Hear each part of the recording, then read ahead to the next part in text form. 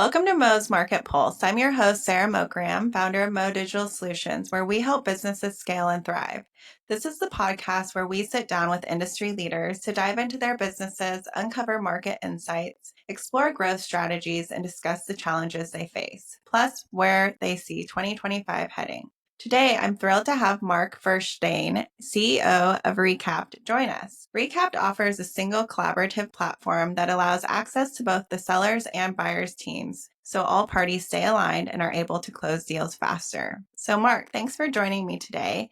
I'm really excited to have you on the podcast. Before we dive into everything Recapped in the sales world, I always love to start with a bit of background. So, can you share a little bit about your journey and what led you to finding Recap?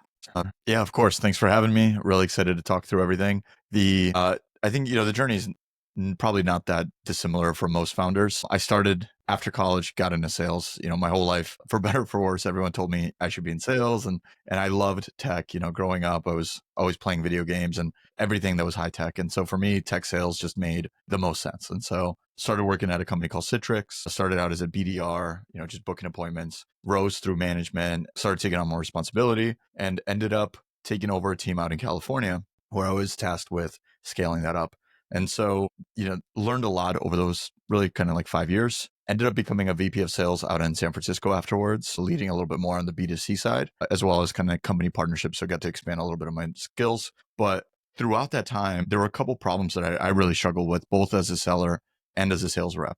I noticed that, especially when you're working on larger deals, there's so many stakeholders on the other side, right? You're rarely selling one-to-one, and so much happens behind closed doors. And really, these deals end up becoming big projects that have to be managed. But I know as a sales rep, I was not the most organized. I wasn't very detail oriented. I wasn't a project manager. And so these deals that should have been closed and customers that had these huge pain points that we should have been able to solve were falling apart. And I thought that there had to be a better way. So I started experimenting with Jira and Trello and spreadsheets and trying to figure out something, but none of them were really made for the buyer and the seller to collaborate together in the way that I thought they should. And so started out as a little side project. I paid some contractors to build me kind of like a V1 just for my team.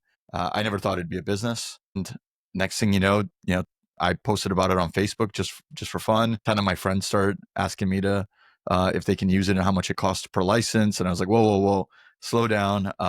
This is just like a little fun side project.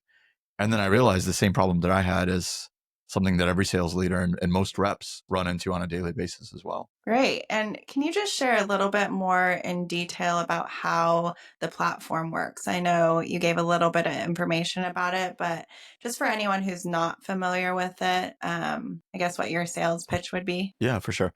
So, I mean, if you think about the typical, complex deal or mid-market deal, again, there's a lot of stakeholders on both sides, right? Everyone from the decision makers to legal to IT. And a lot of that communication happens through Zoom, email, text messages, Salesforce, PowerPoint slides, Gong recordings, right? Everything is scattered and it's really chaotic. And so instead, we have a collaborative deal room where you can upload all of that content, invite your prospects and everybody on the opposite side, and you really get to collaborate in one single place. And everyone has consistency, everyone has visibility, and everything that you need is literally just there in one link. So you don't have to jump between 20 different platforms, and neither do your prospects and your buyers. That's great.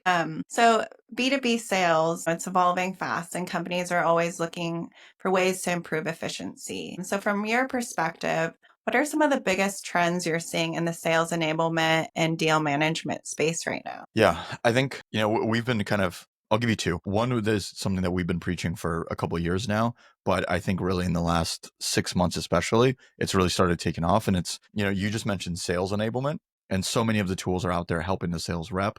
But what we're really seeing now is the rise of buyer enablement.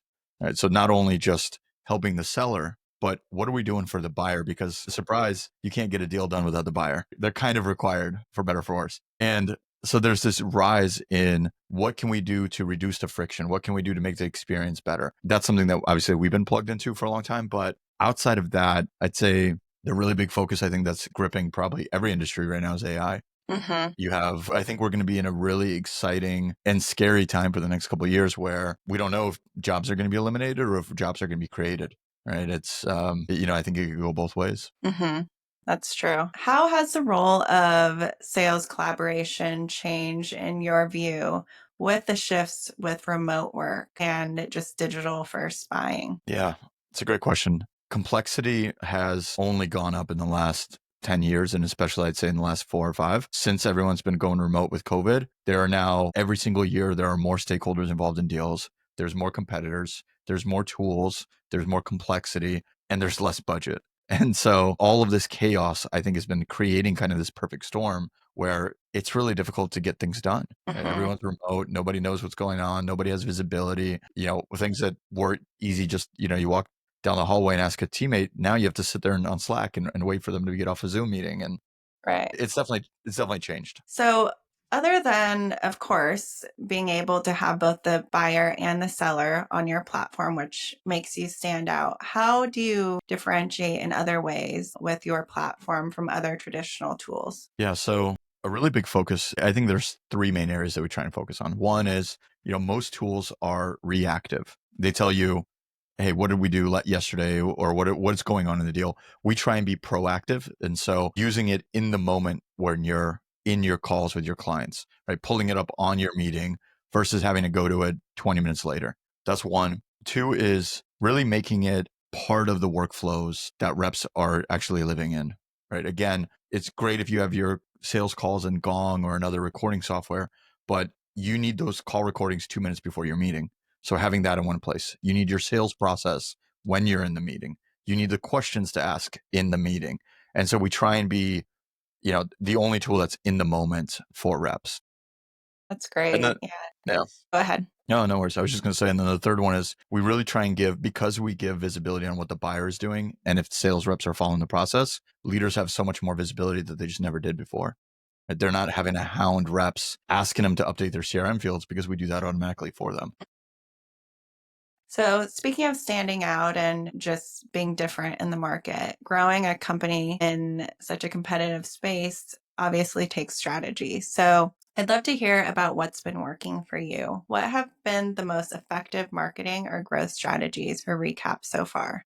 So for us, most of our leads come inbound, and most of those inbound leads actually come from referral of the product and virality of the product. And so from day one, we really try to optimize the experience that our customers use and their customers, because there's so much virality in the product itself that every experience that they have needs to really try and delight them. And when we do that, thankfully, almost a third of all of our revenue year to date has actually come from the customers of our customers. And so if a team is using our platform, a certain percentage of their clients are going to be so impressed they come and schedule meetings with us. And for us, that has been probably our most successful growth strategy to date. That's great, which really shows how great your product is, right? That you're having that much growth from word of mouth, really. Yeah. And the I'd say for anybody listening, like if you can do something like that, it makes the sales cycle so much easier because you automatically have the credibility. They already had a great experience. Now it's just going and tweaking it for their process. Right. How do you approach customer education and making sure teams fully adopt Recapped into their workflow? Yeah. So thankfully, most of the work that we do with customers is upfront. It's creating templates for them. It's integrating into their systems. Very little of it is actually repeat customer engagement because once they start using it, it becomes really ingrained in their daily workflow. So if we see new teammates joining a team, we reach out to them. We try and do an onboarding, or we'll do like an onboarding class if there's enough of them. But most of the education we try and do is through the app itself, as well as reminder emails after they join. So, 2 weeks in, we send them a little case study of here's a customer used XYZ to do this really cool feature. Click here if you want a video of it.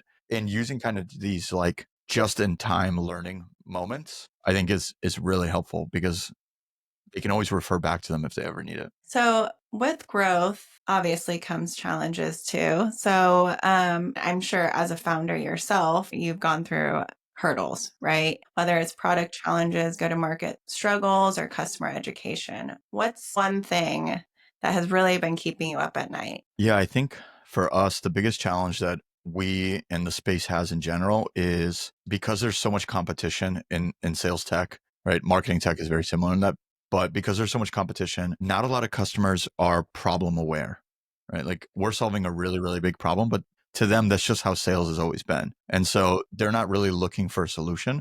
So we need to make them realize that the way that they're doing things isn't actually the best, and there are solutions to fix those problems. And I'd say that's the biggest problem we have just in general. So just the awareness, making Yeah. them aware and educated that they have a problem to begin with that your solution can fix. Yeah. And then quantifying that, obviously, to say, hey, not only is it a problem, but it is actually the biggest problem you have, because it doesn't matter about top of funnel. No matter how much you put in Right. there, you're always going to have this problem. Or it doesn't matter about XYZ, you're always going to have this problem. So getting them to kind of wrap their heads around that has been the biggest challenge. But I think, the market's starting to get more educated for sure. Would you say that that's also your biggest challenge that you're facing just to scale Recap? Yeah. I think for us, because we're so buttoned up at the bottom and middle of funnel, it's really just a top of funnel issue for us. We're kind of like in the reverse of what most of our customers come to us, right? Like they may have a good top of funnel, but their bottom of funnel and middle is really not great. Whereas like for us, it's the reverse. So if you could wave a magic wand or snap your finger and instantly solve one pain point that you're experiencing, what would it be? Can I get this future fundraise over with? But having to go through it. Aside from that, I would say, yeah, I think it's just raising awareness. It really is, because when people are aware, we do really well. That makes sense. What's been the most surprising lesson you've learned while building Recap? Ooh, where to start? I thought I was a better leader than I was. I think some of our early teammates, we kind of threw them into the water and said, "Go sink or swim." Right, just go figure it out. And I think a lot of that was really unfair. And some of them sank, some of them swam. And it's when you join a startup, like everyone always talks about, like, oh, there's no support, there's no enablement. But I don't think I really ever realized like how bad it really is, or at least how bad it was for us, until like we actually sat down and talked through some things, and I was like, wow, we need to do a better job of this. Yeah. Well, learning experience. Yeah, I mean, what are you going to do? Right. So now looking ahead, what are your top priorities for Recap over the next 12 months? We're going to become AI first. That's going to be our big. So not only just adding on AI as like a cool little thing, like a lot of companies do, we want it to literally be at the center of everything that we do. We want to become the staple for AI in sales as well. We're really committed to that, and just releasing some of these really cool features that we've got coming out in the next like 3 months. I think literally once the market sees what we're doing, I think the results will just speak for themselves. So a couple of follow-ups to that. For AI, can you go into a little bit more detail of what areas or what you mean by wanting that to be AI first for your product? Yeah, so I don't want to give too much away, but Recap essentially is going to do most of the work of a sales rep and allow them to focus on the things that they really uniquely need to focus on. And we're going to handle everything else on their behalf. Okay. Well, that's exciting. So that's coming in Yeah. the next few months. Yeah. If we can hit the deadlines that we need to. Sounds good. Are there any key metrics or milestones that you're especially focused on hitting in this next year? Yeah. I mean, I think it's all the regular stuff, revenue per user. We've doubled our ACV recently. I think we can double it again very shortly. And I think we were very focused on time to launch, and we've gotten that for most of our customers roughly at about a week. And I think that's a good place. It can always obviously get better, but most customers see success really well. So it's now moving on to making sure we're maximizing all the revenue that we can on every single customer. Right. So with all your experience, if you could give one piece of advice to other tech founders or sales leaders looking to innovate, what would it be? I think it's hard to just pick one.